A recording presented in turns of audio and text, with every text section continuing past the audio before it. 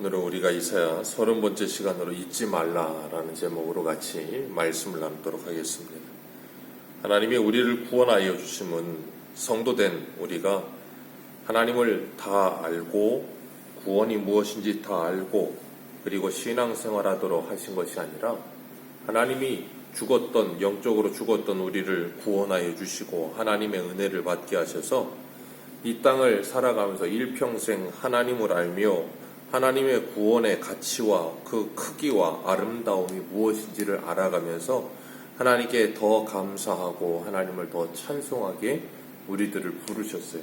그래서 우리는 이 땅을 살아가면서 우리를 구원하시고 우리를 사랑하신 그 하나님의 사랑과 구원의 넓이와 깊이와 높이와 길이가 얼마나 큰 것인지를 하나님을 알아가고 배워가면서 채우라는 삶을 살아가는 겁니다. 그래서 내가 받은 은혜가 얼마나 큰 것인지 그 은혜에 대한 분명한 가치를 알아가는 게 성도예요. 그래서 성도는 시간이 지나가면 지나갈수록 내가 받은 은혜, 내가 받은 하나님께 받은 그것이 얼마나 값지고 영광스러운 것인지를 더 많이 알아가면서 더 많이 감사하면서 더 많이 겸손해져 가는 것이 성도인 것입니다. 그러니까 그 가치, 우리가 주일날 오전에도 말씀을 드렸던 것처럼 하나님과 재물을 겸하여 섬길 수 없느니라 할 때 이 가치가 어디에 있느냐 그 말씀을 드렸잖아요. 하나님이 나를 구원하신 그 구원의 은혜와 그 감격, 그 구원의 가치가 얼마나 위대한 것인지를 말씀을 통해서 더 풍성히 알아가는 것, 그것이 우리들에게 남아있는 과제와 같은 것들이죠. 그래서 성령께서는 날마다 말씀을 통해 그것을 우리에게 가르치고 계세요. 하나님이 나를 얼마나 사랑하셨고 얼마나 사랑하고 계시는가. 그걸 잃어버리면 우리는 모든 것을 잃어버린 게 되는 거예요. 오늘 본문 10절 같이 한번 읽어볼까요? 10절입니다. 시작. 이는 내가 내 구원의 하나님을 잃어버리며 내 능력의 반석을 마음에 두지 아니한 까닭이라. 거기까지만 읽습니다. 이 이스라엘이 이렇게 무너지는 이유, 오늘 하나님께서 에브라임과 다메섹에 대해서 경고하고 계시는데 이스라엘이 이렇게 무너지는 이유가 여기 있다는 거예요. 구원의 하나님을 잃어버렸기 때문이라. 우리가 신앙생활하면서 무너지는 이유, 하나님을 잃어버렸기 때문이라. 그래서 하나님께서 신명기에서 이스라엘 백성들이 가나안 땅에 들어갈 때 그렇게 입이 닳도록 하나님이 하신 말씀이 뭐였냐면 하나님을 잊어버리지 말라 하시는 것이었어요. 하나님이 그래서 그들에게 수많은 절기들을 주시고 안식일을 지키고 안식년을 지키고 희년을 지키며 객과 고아와 과부를 돌아보며 수많은 절기들을 그들에게 주신 이유는 그들에게 그것이 무거운 짐이 되게 해서 그들을 괴롭히려 하신 것이 아니라 그 모든 절기들을 지키면서 하나님이 그들에게 베푸신 은혜를 늘 기억하며 그 은혜 속에 늘 살아가게 하시기 위해서 주신 것이었어요. 그런데 그런 하나님의 의도를 모르면 그걸 오히려 무거운 짐으로 생각하죠. 그런데 하나님이 어떤 은혜를 베푸셨는지를 알면 그 모든 게 감사함으로 넘치게 되는 거예요. 그건 오늘날도 마찬가지입니다. 그러니까 하나님의 은혜가 뭔지를 잘 모르면 그냥 모든 게 다 무거운 짐이 돼요. 그런데 하나님의 은혜를 알면 모든 게 감사거리가 되는 겁니다. 하나님께서 오늘 본문의 말씀을 하시면서 다메섹 그리고 에브라임 이 둘에 대해서 말씀을 하세요. 3절 말씀에 이 다메섹은 암몬의 수도입니다. 우리가 15장과 16장에서 모압에 대해서 이야기했고 이 17장에서는 이 암몬의 수도 다메섹에 대해서 이야기하는데 모압과 암몬은 이 롯의 후손이죠. 그 두 딸에 의해서 낳은 두 번째 딸의 아들인데 그 후손들을 말하는데 이 다메섹과 모압의 수도, 이 암몬의 수도 다메섹과 그리고 북이스라엘의 수도 에브라임이 같이 나오고 있고 하나님이 그들을 하나로 묶어서 이야기하시는 이유는 이사야 7장에서 아하스 왕 때 이 북쪽에 아수르가 공격해 들어오니까 북이스라엘과 아람 나라가 서로 동맹을 맺죠. 그리고 아수르를 대적하려고 합니다. 그때 남유다에게 너도 우리와 같이 연합하여 저 북방의 아수르를 대적하자라고 말을 하는데 아하스가 말을 듣지 않아요. 그래서 이 두 나라가 이 다메섹과 에브라임이 두 나라가 서로 이야기하기를 뭐라 그러냐면 우리가 남유다를 쳐서 남유다의 왕을 갈아버리자. 그리고 우리말 잘 듣는 왕으로 바꿔버리자, 그런 말을 한단 말이에요. 그랬더니 아하스가 두려워하니까 하나님께서 아하스에게 뭐라 그러냐면, 그 두 나라는 내가 불을 피우는 데 쓰는 연기나는 부지깽이에 불과하다, 그런 말씀을 하셨었어요. 그러면서 그를 두려워하지 말아라.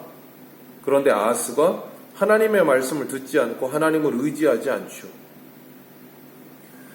그때 하나님께서 하나님의 말씀을 기억하라 하시면서 이 임마누엘의 징조를 주셨어요. 오늘 하나님께서 암몬의 수도였던 다메섹과 이스라엘의 수도였던 에브라임을 경고하시면서 남유다를 괴롭히는 그들에게 하나님께서 경고하시는데, 다메섹은 무너진 무더기가 될 것이다 라고 말씀하셨어요. 그리고 2절에 아르엘의 성읍들은 버림당하고, 아르엘은 요단 동편 루벤 지파에 있었던 곳이거든요. 그것이 버림을 당하고 그것을 무너뜨린 양들을 놀라게 할 자가 없게 할 것이라, 완전히 양들을 괴롭히던 자들을 다 없애버릴 것이다, 그렇게 말씀하시는 거예요. 그러면서 3절 말씀 같이 읽겠습니다. 시작. 에브라임의 요새와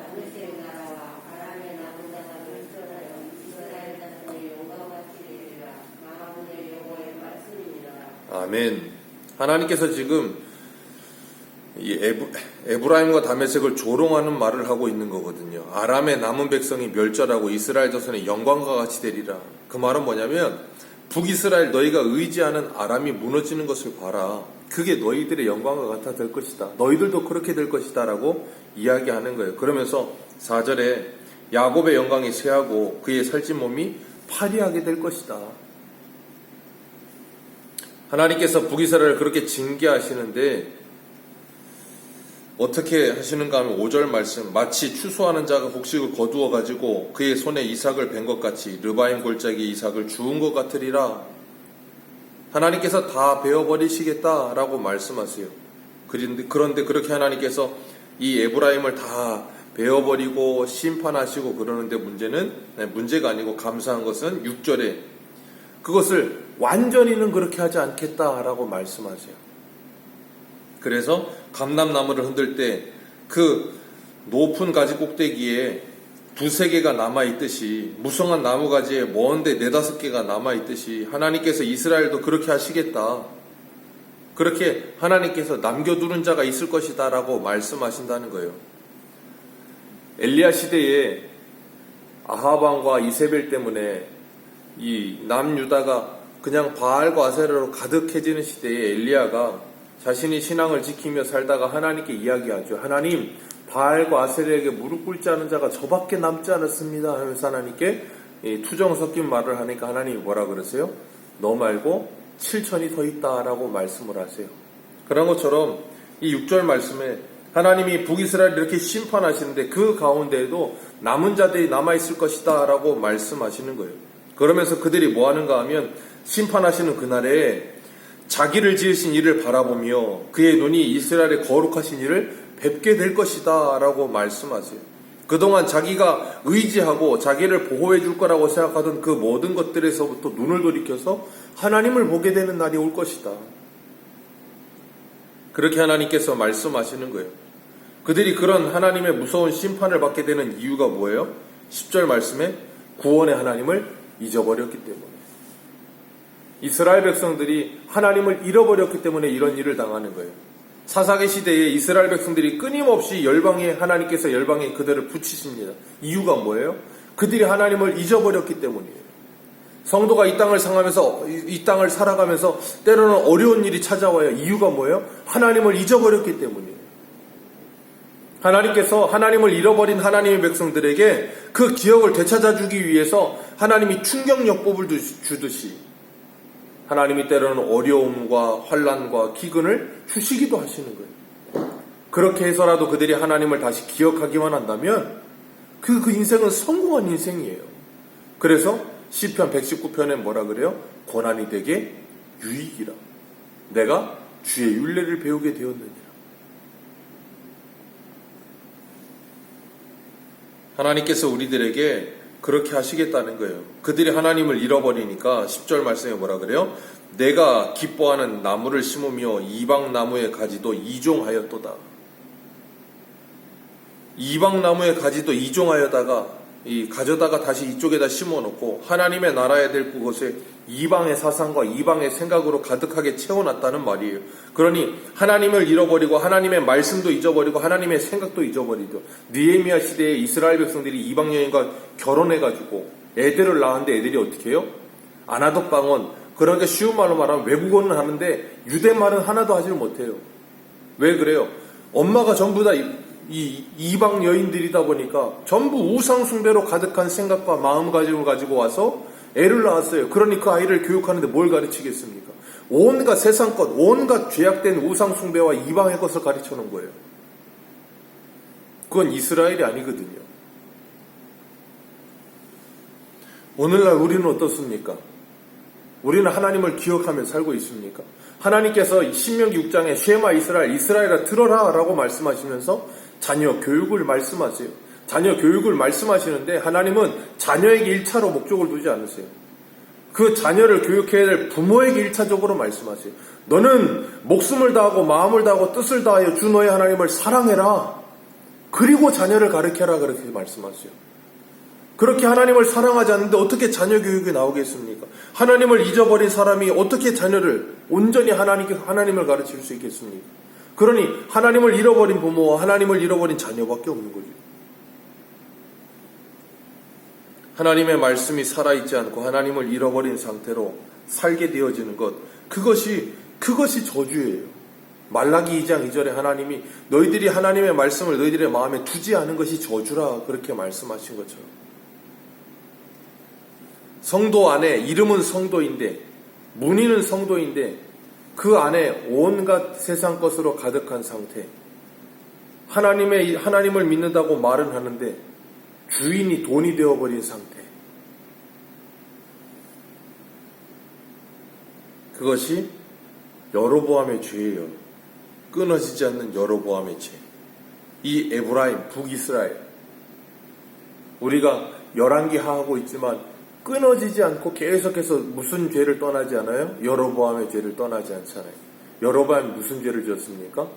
남북이 갈라지고 나서 이 북쪽에 올라간 10지파 사람들이 남쪽에 내려가게 될까봐, 자기를 죽이고 내려가게 될까봐 두려워서 자기를 위하여 금송아지 둘을 만들어 베델과 단에다가 세워놓고 레위인이 아닌 일반인을 제사장으로 세워놓고 하나님이 정하신 날이 아닌 그날과 비슷한 날을 날짜리 절기로 정해놓고 전부 다 자기 편한 대로 자기 마음대로 만들어 놓고 누구를 섬겨요?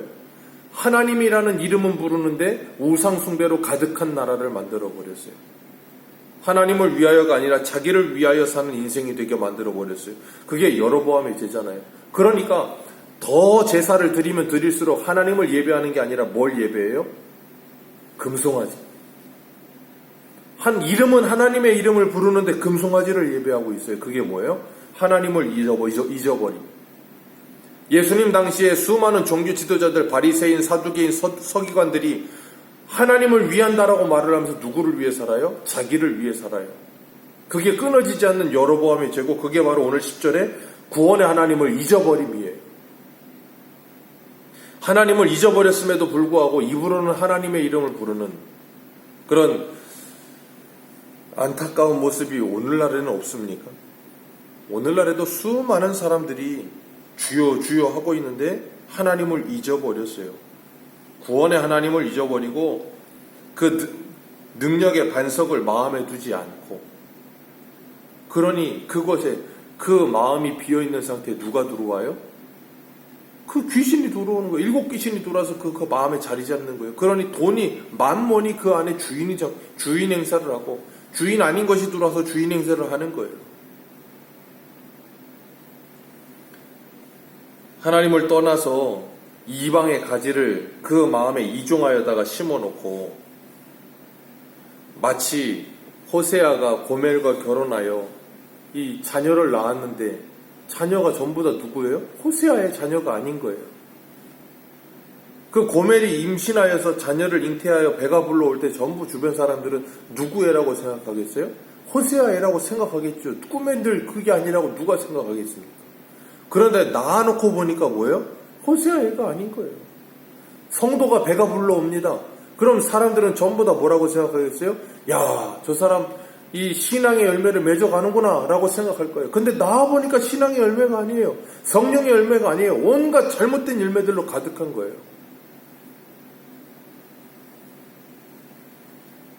그 생각과 가치관이 전혀 하나님을 믿는 사람이 아닌, 우리가 골로새서 지금 하고 있는 말씀처럼 우리를 창조하신 자에 이르기까지 그 지식이 새로워지지 않고 세상 사람들과 똑같은 가치관, 세상 사람들과 똑같은 생각에 빠져서 이게 내게 이익이 되느냐, 이익이 되지 않느냐, 내게 손해가 되느냐, 이익이 되느냐, 그게 기준이 되어 사는 인생. 하나님의 말씀은 기준이 아닌 거예요. 그런 자들 하나님이 뭐 하신다고요? 심판하실 것이라. 우리가 나의 주인을 누구로 삼고 있는가? 나의 주인을 오직 하나님으로 섬기며 살고 있는가? 그리고 그리스도로 옷 입고 살아가고 있는가? 다시 한번 돌아보시길 바랍니다. 하나님께서 그러지 않으시면 어떻게 하시는가 하면 이 12절 말씀 같이 읽겠습니다. 시작.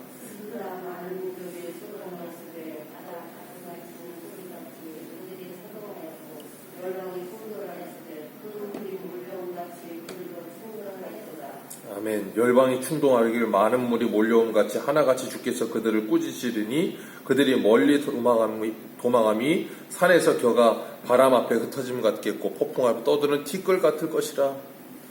그 심는 날에 울타리 11절에는 내가 그 심는 날에 울타리를 두르고 아침에 내 씨를 잘 발육하도록 하였으나 근심과 심한 슬픔의 날이 곧 농작물이 없어지리라 라고 말씀하세요. 왜 그래요? 하나님을 잊어버렸기 때문에. 학개서에도 하나님이 똑같은 말씀하시죠. 네가 많이 거뒀을지라도 네 주머니에 많이 넣었을지라도 전부 다 세버리고 아무것도 남지 않을 것이라. 그런데 너희들이 오늘 다시 하나님의 성전을 짓기 시작하면 오늘부터는 하나님이 너희들에게 은혜를 주시고 복을 주시리라. 하나님의 구원을 잊어버리고 나니까 이렇게 되었는데 하나님이 다시금 하나님을 찾으면 회복시키시리라 라고 말씀하세요. 우리 안에 하나님이 아니라 재물이 주인 되어 살고 있었고 그리스도로 옷 입는 게 아니라 온갖 세상에 잘못된 것으로 옷 입고 살던 우리들이 이 말씀, 이 경고의 말씀을 듣고 다메섹과 에브라임을 향한 이 경고의 말씀을 오늘 나의 경고로 듣고 내가 돌이켜서 나의 구원의 하나님을 다시금 기억하며 나의 능력의 반석이신 하나님께 마음을 두고 살아가면 하나님이 우리를 다시 회복시키실 것이라. 그러니 그 하나님을 잊지 말라. 오늘도 말씀하세요. 하나님께서 애타게 우리들을 부르고 계시는 겁니다. 하나님께서 말씀으로 우리와 충돌하시고 때로는 상황과 환경을 통해서 문제를 통해서 우리에게 충돌하시면서 뭐라 그러시냐면 잊지 말아라. 정신 차려라. 깨어나라. 말씀하시는 거예요. 오늘도 그 하나님의 음성을 들으며 주님께 돌이켜져서 날마다 우리를 구원하신 그 안에 하나님의 구원의 은혜를 기억하며 그 은혜를 더 풍성하게 알아가면서 더 하나님께 감사하고 더 하나님을 사랑하고 더 하나님께 영광 돌려드리는 저와 여러분들 되시기를 주님의 이름으로 축복합니다. 기도하겠습니다.